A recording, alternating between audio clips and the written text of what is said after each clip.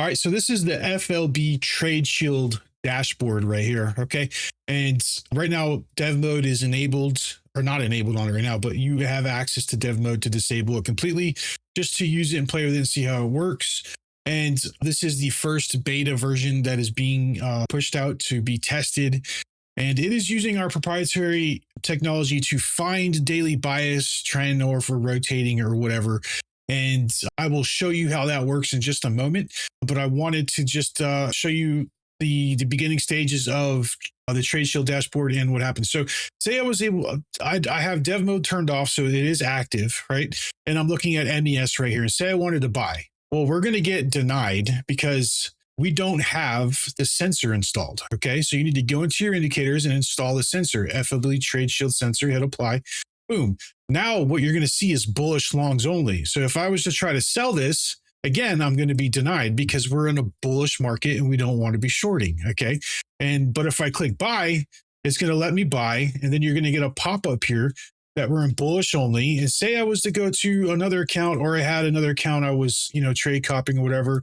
I clicked buy. It's going to show you each account. Then it's going to put how many accounts are trading it, how many total contracts, and what's your total P&L across all accounts, right? And then you can close them individually if you want, or you can just flatten that group for the whole or asset you're trading, or flatten all. So that is how it works. Now, if we wanted to trade on, say, like gold or something, so we go to gold and we just add that tab, we would go to indicators and we would install this real quick and hit apply. And gold is saying no trade. So if I was to try to enter a position on gold right now on Sim 101, it's going to block it. It's going to say no, because gold is in a state that we have determined with our technology is not good for buying or selling right now. So that is the power behind it. And it's giving traders direction and not allowing them to hurt themselves and take bad trades. And that is a big problem, a big issue, and a lot of why there's a lot of traders out there that blow accounts.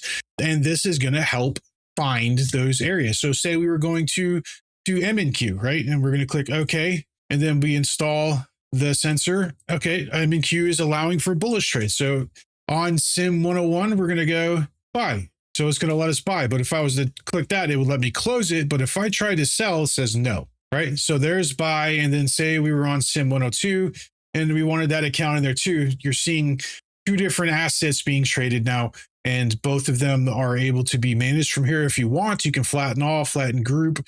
So if we just wanted to flatten the NQ group, we flatten that, but we're still long on 101 and 102 on ES.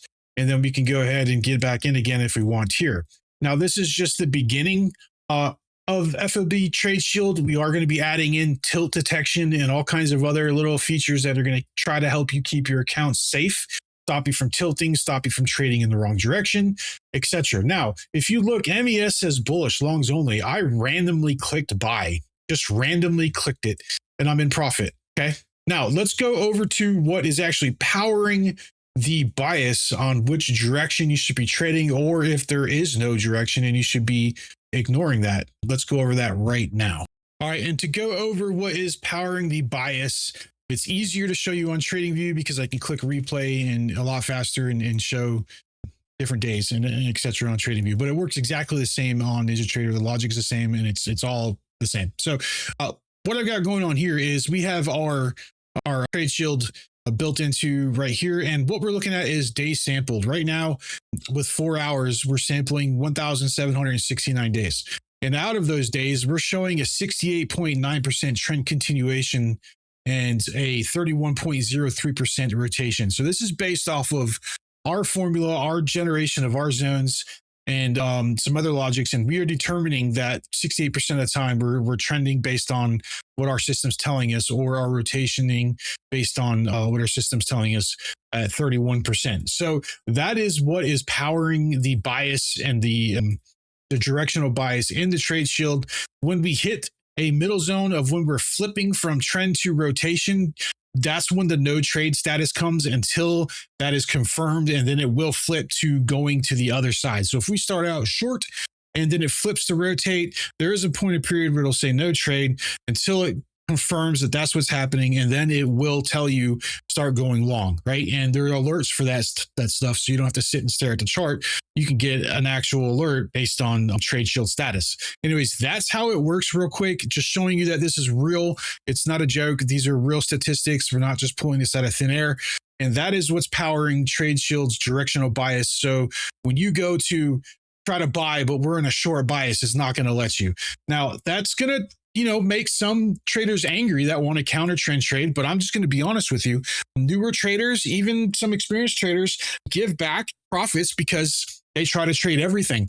So our goal here is to say, hey, look, we're short right now. We're going down.